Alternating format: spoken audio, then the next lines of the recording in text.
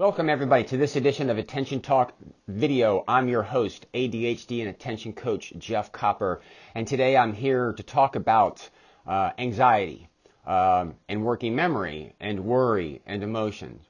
I have been doing a lot of focus and a lot of work on working memory. We've done a lot of shows talking about how working memory is really underlying and a basis of a lot of challenges of those with ADHD.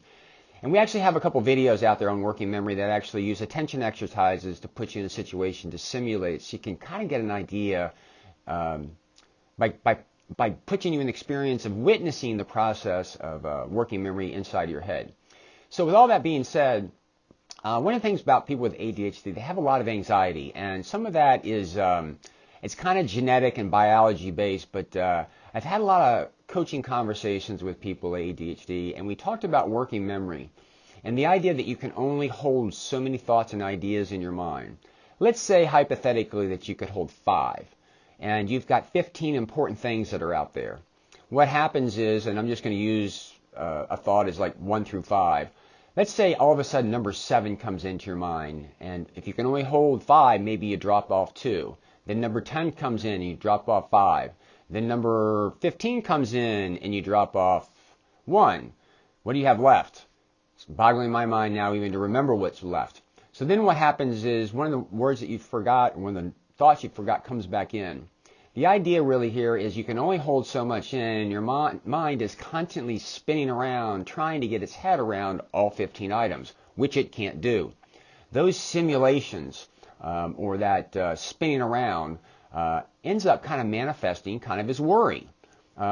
Worry is just worrying about what about this, what about this, what about this. Now, I did an interview on Attention Talk Radio with Sharon Saline one time, and she talked about anxiety is the physical manifestation of worry. So when you get kind of anxious, that's the byproduct of your head spinning around kind of in circles. And as you get anxious, you get kind of emotional.